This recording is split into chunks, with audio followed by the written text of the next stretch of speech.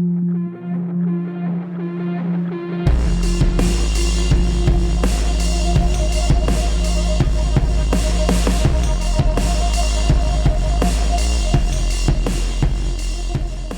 everybody, welcome to another episode of Classes of Mail. My name is Alan Gigax, and I am here once again with Michael Brazenly. Hi everyone. And today, we're going to try to help you guys out. At my station, we just had a stand-up a couple days ago that in February, we will be having our route inspections. I think it's going to happen to all the stations in Las Vegas next year. I would agree with that because Before it's been a summer. long time. So I know Silverado already had theirs. Yeah. And, you know, it's been a very long time. And it didn't really happen. Some of them had them during TREAP. But in any case, before we get into that, I actually have other business. Because a couple episodes ago, I had said, hey, if anybody is interested in how a DPS machine works, let me know. And even if only one person asks, I want to talk about it. Well, somebody asked. Oh, it was there you go. actually in a Spotify comment. I almost never look at those, but you had Right. mentioned them. And so, yeah, Right. somebody said, hey, I want to know how DPS works. Okay. So the DPS machine, the DBCS, Digital Barcode Sorter, it sorts the mail based on the intelligent mail barcode that's printed down at the bottom, the little up and down barcode. And that gives all the address information, and there's a bunch of extra information in there as well. It does not read the address on the mail. That address only gets read once at the most before it gets to you. And that's when it comes in through the AFCS, the automatic or the advanced facer canceller system, where it sorts the incoming mail the first time, reads the address, prints on the barcode, and then the entire rest of the way, it's guided by the barcode. Or in the case of pre-sorted mail, the mailer puts the barcode on, and so the address is never read. So anyway, That's why if you ever get a mail that accidentally got to your address, but it's supposed to go somewhere else. Yeah. That's why you got to black out the barcode. Otherwise, it'll come back right back That's to you. exactly right. Yeah. Yeah. And I like to say that that's also why it's called loop mail. I don't know for a fact that that's why it's called that, but if that mail goes back through automation, it's just going to come back to you. So, all right. So anyway, so getting back to the DPS machine, the digital barcode sorter. So I know a lot of listeners haven't even seen one. So to describe it, on one end, there is a feeder that feeds in the letters one at a time. They're on, so the worker, mail handler, what do you call that person? Mail handler. Yeah, the mail handler is going to take the tray of letters and put them all onto this feeder, and the feeder like vibrates to get all the mail flattened down to make it nice and even. And then there's a rubber belt on one end of it that grabs the piece of mail and pulls it into the machine. And at the other end of the stack of letters is like a spring-loaded arm that keeps pushing them into the belt. And it is amazing to me how it can grab one letter at a time. Like, that's also to me the most... Into the right route. Yeah. Well, we'll get to the right route in just a second. That's also the most amazing thing to me about a copier is how can a copier only grab one piece of paper? Like, sometimes for me, it's almost impossible to separate, but it... So anyway, it's a miracle of technology. So it goes in, it sucks in the letter, and then it goes through the optical reader that reads the barcode, and then it gets spit out at the other end into one of a bunch of bins, they're called. And I'm pretty sure they're called bins. Is that right? Because you did this a little bit, right? Or you worked in the plant. Correct, okay. yeah. So anything you can correct, by all means. Okay. So it comes out the other side into these I only bins. did it for like a day, so Yeah, it's all right. I took, when I was at the academy, every class, I took them down to watch, see the DPS machines. All right. So anyway, after it goes through the reader and goes through like this sorter, it goes down a big row of bins. And the bins... It's easiest to just kind of visualize it like DPS trays. The trays aren't actually in here, but imagine a big machine that had like 4 rows and 50 columns of DPS trays. And it's going to spit it out into the DPS trays. That's not exactly what it is. It spits out into the bin, and then a human has to take it out of the bin and put it into a DPS tray, but it's basically the same thing. And so you have, to make things simple, let's just say there's 100 bins. There's more than that, but the concept is the exact same.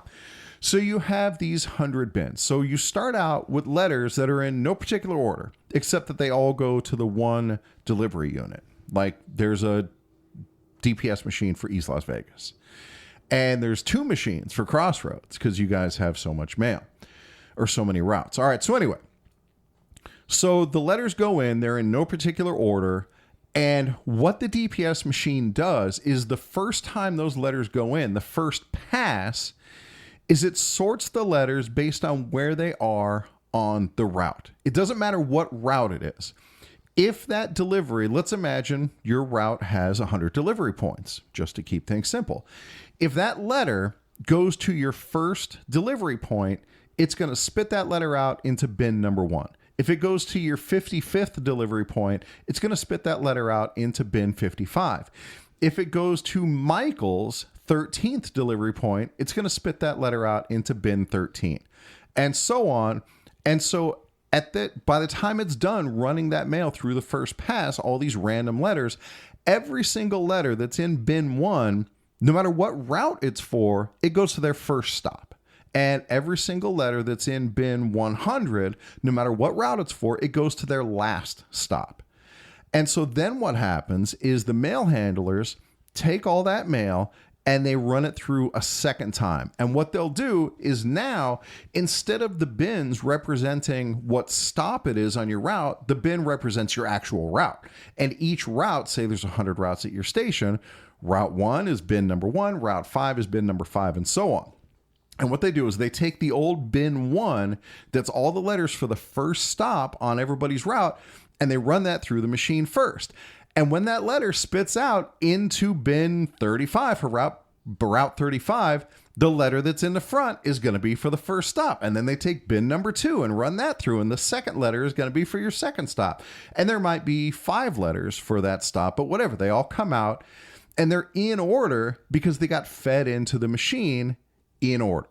And that's how the DPS machine works. It's 2 passes. First pass gets it, based on what stop it is, and then the second round is actually for your route and spits it out in order. I could add a little bit here. Please. Okay. So there's many times where we get a DPS tray and it's completely messed up. Oh, yeah. Okay. The clerks actually gets a notice that it's messed up. Yeah, we get those actually sometimes. They do. Okay. Yeah. They're supposed to recycle it through the machine again when that happens. And then you get management will say, no, just put it through. The management down at the plant. Yeah. Just push it off to the station. To save time. Right. Yep. That's what gets messed up, because when it's that messed up, they're supposed to redo it. Right. And so the DPS machine, we might as well give a few more insights about it while we're here. The DPS machine has a speed that it runs at, and it's variable. And the more mail they have, the faster they'll tend to run the DPS machine. And the faster it goes, the more likely it is to get paper jams and to get errors where it spits out into the wrong chute or something like that, because there's a lot of precision that goes on in there.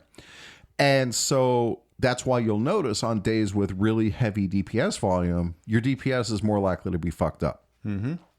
And then the other thing that'll happen is when the mail is being transferred from the bin into the DPS tray, that's done by a human. Yeah. And they got to take a big armload of mail and turn around and put it into the DPS tray. And then you'll have somebody who's kind of dyslexic and forgets that they put it in that one tray. They'll put another tray. That's why you'll have that bundle. And then the other bundle is mixed up with another tray. Right. You're like, what the heck? So oftentimes when you get messed up DPS, it'll be like 80 letters that are messed up because he just turned and put it in the wrong tray. Actually put it in the wrong tray. Yeah. Right. Or they spill the letters, or, there's a lot of things that can go wrong. If they spill, they're supposed to rerun the machine. Right. But obviously that doesn't always happen. Yeah. Maybe it doesn't even usually happen. Yeah. And then you used to put tags in it saying, hey, this was right. It's an unplanned alert, at least at ours. Yeah. Yep. And you used to get the now.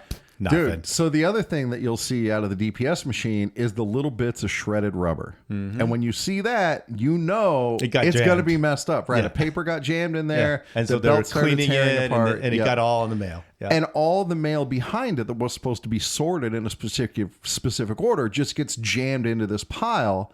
And when it's shoved into the pile, it's not in order because it's just wherever it hits in the pile. And that's why when you see that shredded rubber, you better be looking to see if your mail's in order or out of order or not. And then when you do, you're supposed to... you're supposed to... You should case it. Case it. Right. And this is why, like, in the academy, we teach that It's a funny thing because you're supposed to not check your DPS until you're on street time and you're leaving for the street. But if you get there and your DPS is all messed up, it has to be cased. And so you're going to have to clock back onto office time, come back and case that DPS. Yeah.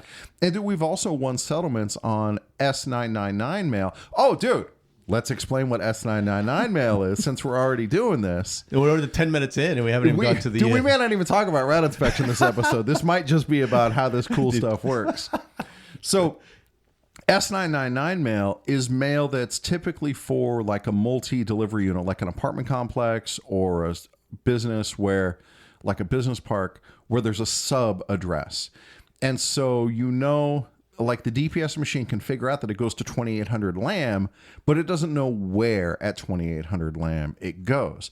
And so typically what the DPS machine will do, well, it'll do one of two things.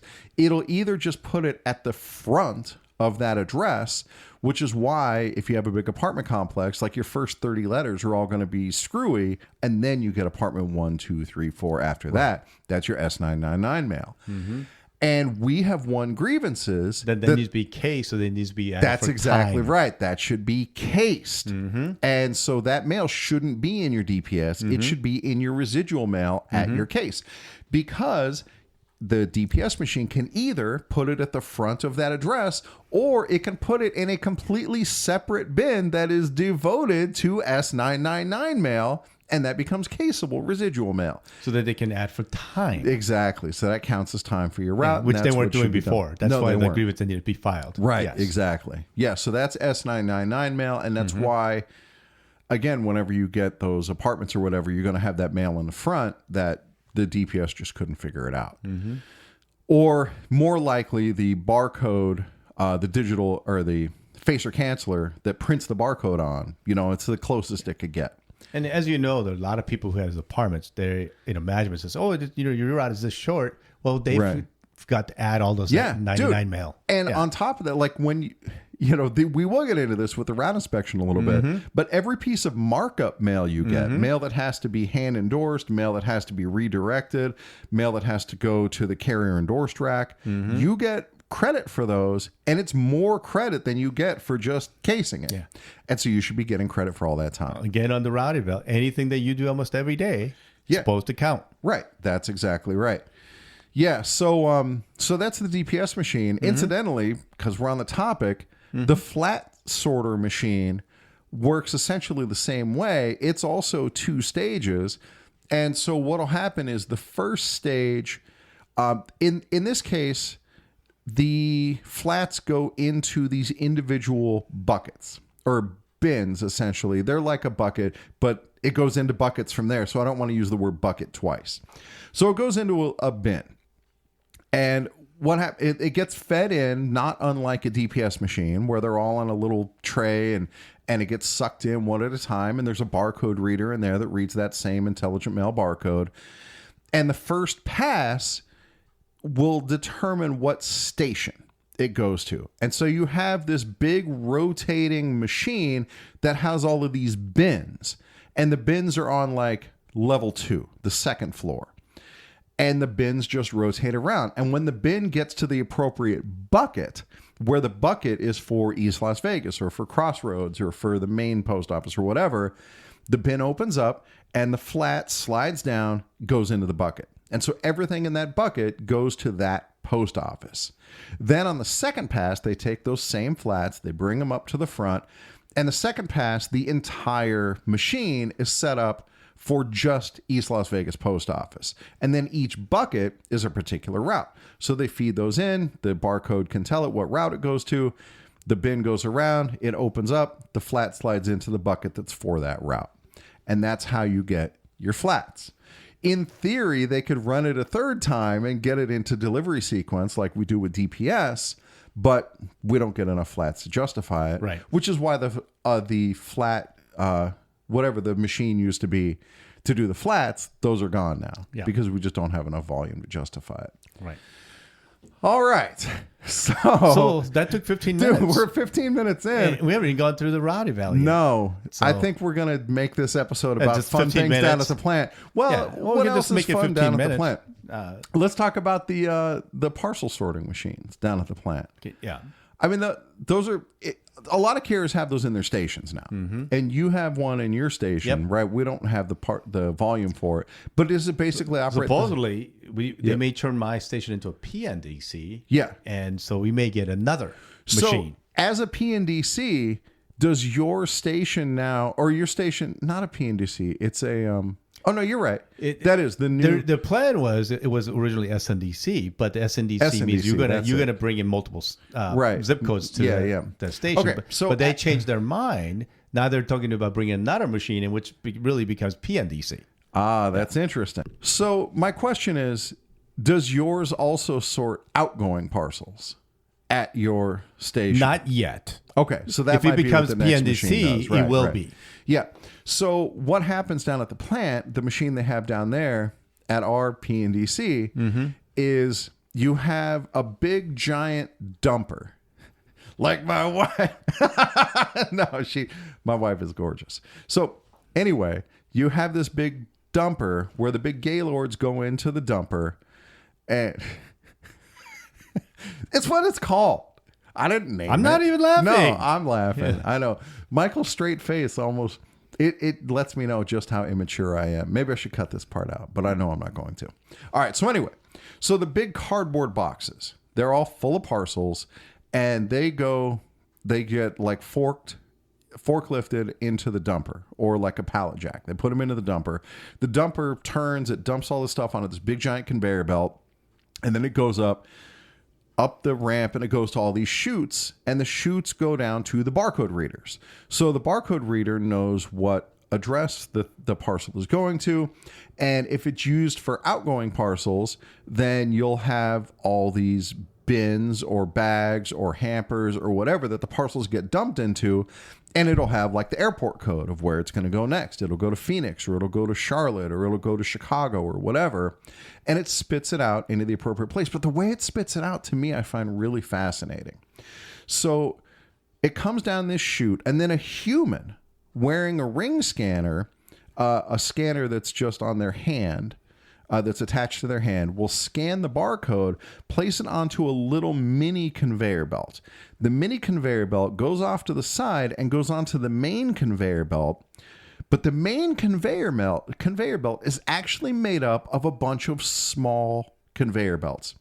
So you have the main conveyor belt that runs in, let's say, a north-south direction. And then you have all these bins off to the side, east and west. Well, the little platform that it's sitting on is actually a little sideways conveyor belt that can turn, propel it east or west. And when it gets to the appropriate bin, that little conveyor belt just spits it off to the side, to the east or the west, into the appropriate bag or hamper or whatever. And it's really neat to see it work.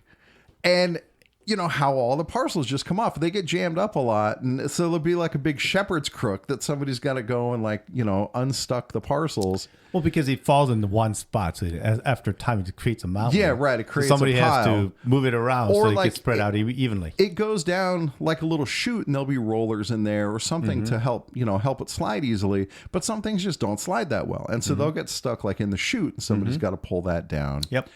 And so this machine, this parcel sorting machine, the SPIBS, the small parcel barcode sorter or something like that, when you have your outgoing parcel separations at your dock and it says machinable or non-machinable, the machine that it's talking about is this machine. And so if it can fit on this machine, that's machinable. And it's basically the size of a bucket. If it can fully fit inside of a bucket, then it can fit in the machine. And that's machinable. Anything bigger than that in any dimension is non-machinable. And you should put it in the non-machinable. Incidentally, the non-machinable stuff, the really big parcels like the dog food and stuff like that. Coming from Amazon? Yeah. Dude, it's fucked up. It still has to be done by humans. And so all the light work is now being done by robots. And all the grunt work, humans still have to do. Right. But yet we don't charge extra money for Amazon for doing all that. I don't know. Maybe we do. No, we don't. Okay. Well, there you go. And well, so one of And the that's reasons the problem. They need to change it so that we charge more for that. Interestingly, though, one of the reasons Amazon gets a big discount is because in many cases, Amazon doesn't even go through the P&DC to get separated out to the different stations. It drops it directly at the station. You know, so it skips a lot of steps, and they do it. It's part of what the post office calls the work share program, where the more of our work that's done by the mailer, the bigger the discount they get, which makes sense. You know, so that's like a mailer gets a discount for putting the barcode on themselves. If they pre-sort the mail and it has a barcode on it, then then they get a discount for that. Well, we may they're under negotiations for Amazon, so we'll find out next see. year. Yeah, we'll see how have that them or works not out. next year. Right. All right. So what else was interesting down at the plant that, I mean, shit, we're at 20 minutes. That's a good enough episode. Nothing immediately comes to mind. I mean, else that I here, wanted the to other talk thing that about. happens at the plant that most people don't realize is the U-boom. What happens to the U-boom? Well, I can tell you what happens in, oh, dude. Oh, thank you, Michael. Because kind of the most amazing machine they have out there is the DIOS machine, the dual input output digital input output sequence sorter. I think it's something like that. And this is how your forwards happen, because the machine can read the intelligent mail barcode, and it's fast. Like, it reads, and in a tiny fraction of a second, it can look at that address and the name that's all embedded in the digital barcode, look that up against the names and addresses that are in the forwarding system. And if there is a forward on file, then it'll put on that yellow label for the new address and spit it out like a DPS machine. It's essentially a DPS machine, but it does this other job. And while it's processing these letters, it's looking them up, just letter after letter after letter. It's fucking incredible how it works. So you have the yellow sticker that goes on, or you have what's called a fast forward, where it just prints the address. You guys are all carriers. You've seen that just printed address down at the bottom. Stickers Yeah, and those are really easy to miss because they're in like the same ink as the digital barcode. or they're running out of ink and you can barely see you it. can barely read it. Yeah. Yeah. But dude, in that case, on your scanner, if you tap the magnifying glass that's on like the lower right of the your scanner. then the magnifying glass brings up this yellow screen. You can scan the digital barcode, and it tells you the address that barcode is routed to.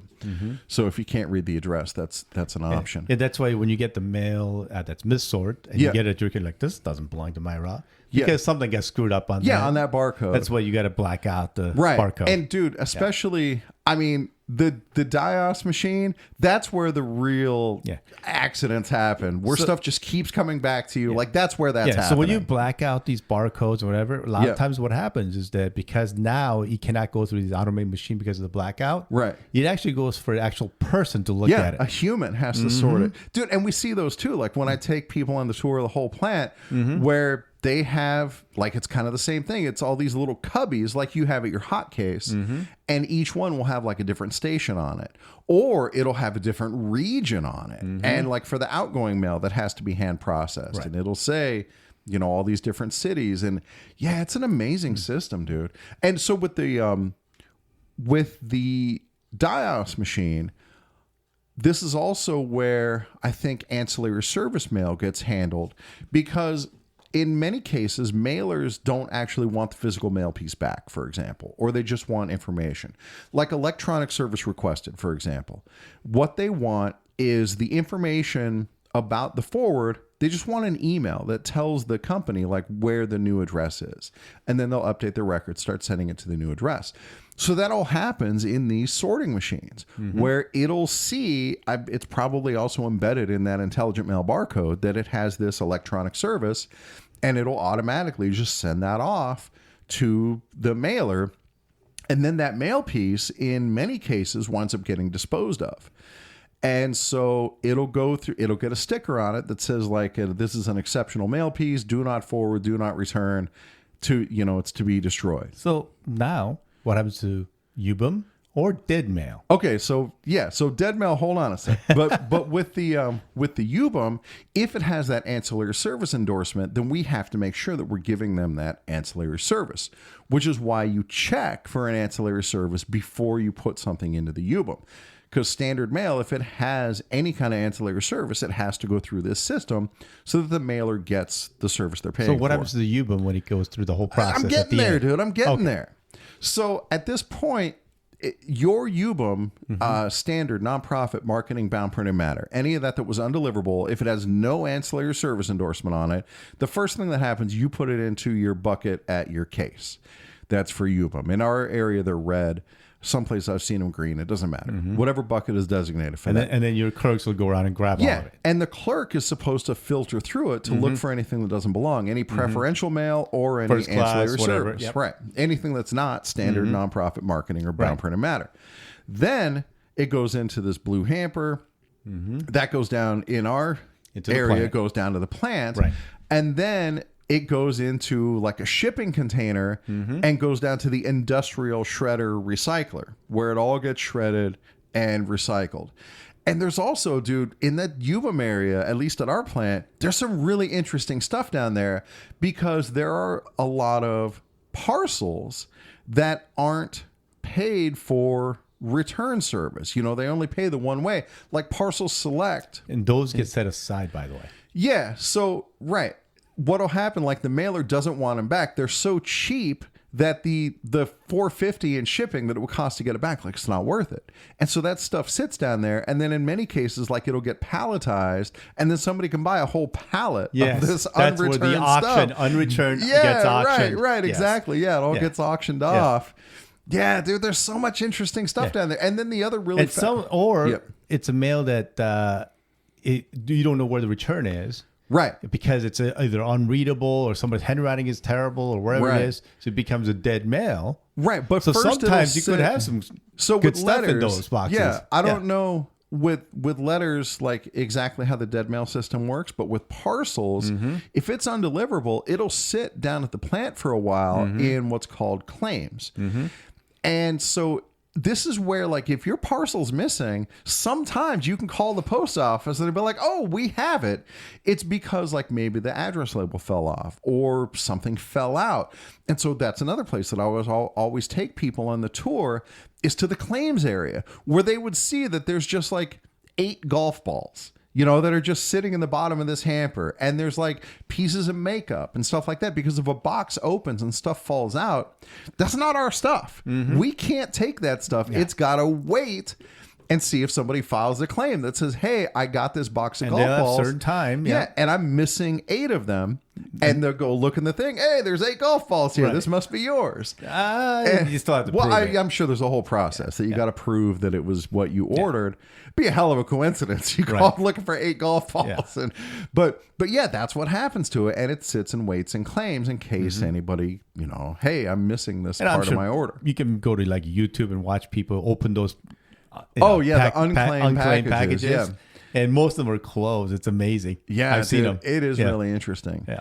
Yeah, so that's claims. And then the last thing I want to talk about is, God damn, we did a whole half hour. told you. On so much for route inspection. We'll do the next one. Yeah, I guess so. It's going to be a marathon session today, but that's fine. We're off tomorrow. Yeah. All right, so anyway, there's another place that's called Secure Destruct. And this is for first class mail, that in some cases, the mailer has an arrangement with the post office where even though it's preferential mail, they don't actually want it back. And a really common example of this is like the power bills, where NV Energy, our local power company, they don't benefit anything from like 3,000 power bills being sent back to them and showing up on their dock or in their mailbox. And so they'll have like electronic service requested or something like that so that they know if it wasn't deliverable, but then they don't want them all back. But because it's first class mail, we can't just throw it in the UBOM to go to the bulk recycler. So what'll happen is it'll get a yellow sticker on it that says, this mail piece, I forget now what exactly it says, but it's something to the effect of, this mail piece is being destroyed at the mailer's request. Do not forward, do not return. And then it winds up at Secure Destruct, where because it's first class, a human has to stand there and check every single letter and then put them in one at a time into this shredder. And dude, I mean, you want to talk about a job where headphones are mandatory? Like, this has got to be the most mindless job at the post office. To just look at each one, make sure it's got the yellow sticker, and then And that would happen right outside the classroom down at our plant. And yeah, dude, once people realized what that job was, and like, you know, it was also a great example of why it's so important that we make sure that we're careful about what we put in the U-boom, because anything that goes in the U-boom is going to meet that same fate. And so I would go to the pile of shreddings and like hold this up and be like, look, you put grandma's Christmas card in the U-boom, this is what it's going to wind up as all this confetti. Mm-hmm. And yeah, dude, there's so much to learn down there and so much interesting stuff. And thanks for going on this digression with me, Michael. It's been fun. Yeah. And guys, if you have... I did my rant, so that was Alex. Yeah, I guess it's my version of a rant, right? Yeah, exactly. Yeah, I don't know what order these will all get Anna loves released, talking about these but I do, dude. I find it so interesting. And, dude, it's also useful as a carrier to kind of know where this stuff comes from. Dude, this is also why it's important to me that when you're done with your DPS tray, take the tag out. Because that tag steers that tray all around the plant. And if you don't take it out, some poor PSE, what did you call the PSE? Piece of shit employee? Piece of shit employee. Yeah. Some poor PSE. They get treated like that. Yeah. Down at the Piece plant has to spend their shift just pulling tags out of tray. What a phenomenal waste of time. You know, whereas you can just do it when you're sitting at a red light. Just reach over, pull the tag out, throw it into your trash. Like, or when you're changing trays out to get to the next one. Right. When you're taking the tray out. Yeah. And the same for your buckets. You know, take that sticker off the bucket for the exact same reason. Because otherwise somebody's going to have to waste a bunch of time taking those off or covering them up. And, dude, just help a brother out. You know, help each other out. But they get paid for that. Yeah, but there's such a better use of that paid time. Like, instead of doing that, they could use that time to rerun the DPS. Well, I so mean, it's not all when I first up. started, they did ask the carriers to take all those tags out. Yeah, and dude, it's on a slide in the academy, and yeah, right, all that stuff. You know, do people a solid and take that stuff out. All right, that's plenty. Yep, guys, thank you very much for listening. And dude, this was fun for me. If you have other questions about stuff that goes on down at the plant or how stuff works or anything like that, classesandmail@gmail.com. Or anything you want us to talk about. Yeah, I'm clearly interested in these things. I find it fascinating. It's fun for me. So, guys, thanks for listening, and we will catch you all next time.